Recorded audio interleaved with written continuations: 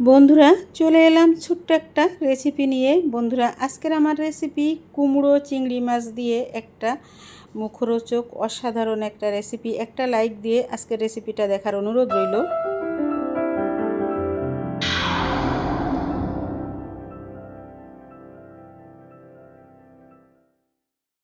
আসসালামু আলাইকুম।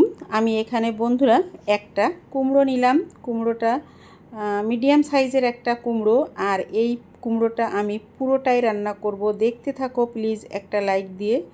কুমড়োটাকে আমি দেখো কেটে নিলাম, চৌকা চৌকা করে সুন্দর করে কেটে নিলাম। আর এখানে নিলাম চিংড়ি মাছ, তারপরে টমেটো, পেঁয়াজ, কাঁচামরিচ, রসুন আর জিরা বাটা। এই যে দেখো আমি পাটায় রসুন আর জিরা একসঙ্গে বেটে নিলাম। এখন চুলায় দেখো একটা কড়াই বসিয়ে দিয়েছি। কড়াইটা কিন্তু পর্যাপ্ত গরম হয়ে গেছে। এখন কড়াইতে আমি তেল দিয়ে দেব। বন্ধুরা দেখো আমি কড়াইতে আমার প্রয়োজন মতো তেল দিয়ে দিলাম।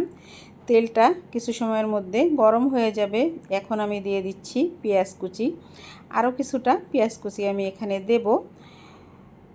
তারপর পেঁয়াজটা একটুখানি ভেজে নেব, কিছুক্ষণ একটু কড়াইতে নেড়ে চেড়ে লাল করে ভেজে নেব। তো দেখো আমি একটু নেড়ে চেড়ে লাল করে ভেজে নিচ্ছি।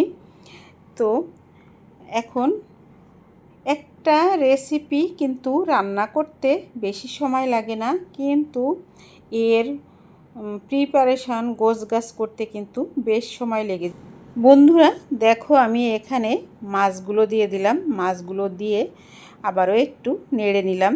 এরপরে রসুন আর জিরা বাটাটা এখানে দিয়ে দিচ্ছি। তো আমি এই কুমড়ো তরকারিতে দেখবে বেশ খানিকটা রসুন আর জিরা বাটা দেবে, তাহলে এর স্বাদটা কিন্তু বেশি ভালো হবে। রসুনটা বেশি দিলে কুমড়োর তরকারি বেশি ভালো লাগে। আর এখন দেখো হলুদ দিয়ে দিচ্ছি। কুমড়োর তরকারিতে আবার কিন্তু হলুদটা একটু কম দিতে হয়।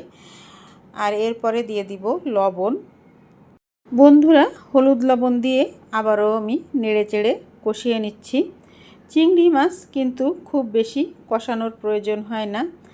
তো এখানে আমি এখনও কিন্তু মরিচ দেইনি। আর কুমড়ো তরকারিটায় কিন্তু মরিচ একটু কম দিতে হয়, তা না হলে এই তরকারিটা কিন্তু ঝাঁঝালো হয়ে যায়। এর জন্য এখন আমি কিন্তু মরিচটা কম দিলাম। আর মরিচ কষানো বেশি হয়ে গেলে, মরিচে বেশি জাল হয়ে গেলে কালারটা যেমন নষ্ট হয়ে যায়, তেমনি একটা গন্ধও বের হয়। তো সামান্য একটু পানি দিয়ে দিলাম। পানিটা দিয়ে আবারও একটু নেড়ে চেড়ে মিশিয়ে নিয়ে মাছটাকে, মশলাটাকে আরেকটু কষিয়ে নিচ্ছি, যাতে মশলার কাঁচা গন্ধটা চলে যায়। এরপরে এই পানিটা একটু কমে গেলে তখন আমি দেখো পানিটা কিন্তু একেবারে টেনে গেছে, আর তেল বেরিয়ে আসছে। এখন আমি এখানে দিয়ে দেব কুমড়োগুলি দিয়ে আবারও আমি বেশ কিছুক্ষণ ভালো করে কষিয়ে নেব। তো চিংড়ি মাছে যেমন বেশি ভাজা হয়ে গেলে চিংড়ি মাছ একটা শুষ্ক ভাব চলে আসে, জুসি ভাবটা থাকে না।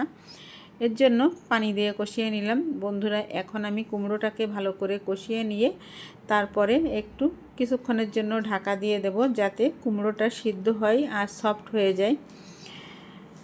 বন্ধুরা সঙ্গে থাকো আর দেখতে থাকো আজকের আমার এই কুমড়ো চিংড়ি মাছের রেসিপিটা।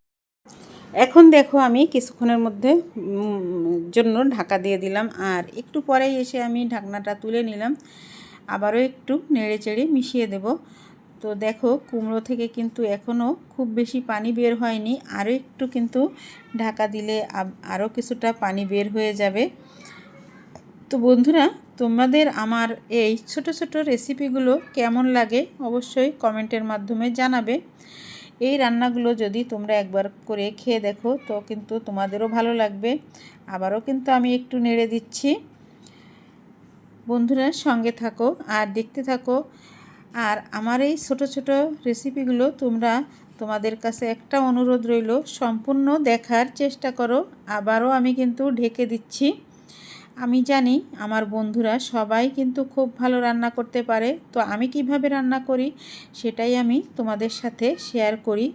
তোমরাও যারা রান্না করতে পারে না, যারা নতুন নতুন রান্না শিখছে, তাদের জন্য কিন্তু আমাদের এই রেসিপিগুলো আমরা চেষ্টা করি যাতে সবাই একটু এভাবে শিখতে পারে। বন্ধুরা, আমি যখন ঝোলের পানিটা দিছিলাম তখন আমার ক্যামেরাটা অন করতে ভুলে গেছিলাম।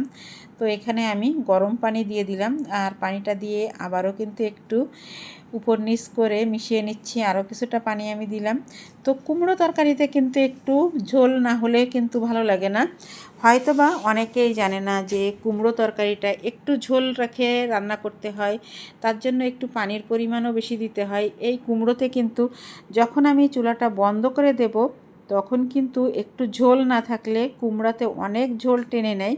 এর জন্য একটু ঝোল ঝোল রেখেই রান্নাটা করতে হয়। বন্ধুরা, এখন আমি দিয়ে দিচ্ছি কেটে রাখা টমেটোগুলো।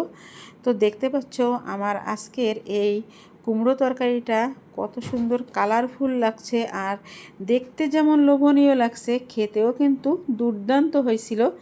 তো এখানে দেখলে বলার অপেক্ষা রাখে না যে এই তরকারিটা কতটা মজার হয়েছিল। আমি একটু লবণ চেখে দেখলাম, তো লবণটা আমার কাছে একটু কমই মনে হচ্ছিল, তার জন্য কিন্তু আমি আর একটু লবণ দিয়ে দিয়েছিলাম।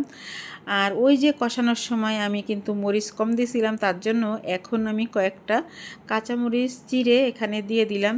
এতে যেমন তরকারিটা স্বাদ ভালো হবে, দেখতেও ভালো লাগবে। আর এই যে কুমড়ো তরকারিতে কিন্তু আমি কোনো রকম কোনো চিনির ব্যবহার করি নাই। কুমড়োটা এমনিতেই অনেক মিষ্টি ছিল। যখন কোনো কুমড়ো অনেক সময় মিষ্টি হয় না, তখন কিন্তু একটু চিনির ব্যবহার করতে হয়, তাহলে স্বাদটা ব্যালেন্স হয়। তো বন্ধুরা, আমার আজকের এই কুমড়ো তরকারির রেসিপিটা কিন্তু হয়ে গেল। তোমাদের কাছে কেমন লাগলো অবশ্যই কমেন্টের মাধ্যমে জানাবে। আমি এখন ঢাকা দিয়ে কিছুক্ষণের জন্য রেখে যাব। আবার অল্প কিছুক্ষণ পরে এসে তোমাদের আজকের আমার এই কুমড়ো আর চিংড়ি মাছের তরকারির ফাইনাল লুকটা তোমাদেরকে দেখালাম। আর একটু পরেই আমি দেখো পরিবেশন করেও দেখালাম। এই যে পরিবেশন করলাম, এটা সম্পূর্ণটা আমার মেয়ে খেয়ে নিছিল। তো ওর খুবই ভালো লাগছিল এই আজকের এই কুমড়োর রেসিপিটা। তোমাদের কাছে কেমন লাগলো কমেন্টের মাধ্যমে জানাবে। বন্ধুরা, আজকের মতো এখানেই বিদায় নেব। চলে আসবো নতুন দিনে নতুন কোনো ব্লগ ভিডিও বা রেসিপির সঙ্গে। আল্লাহ হাফেজ, আসসালামু আলাইকুম।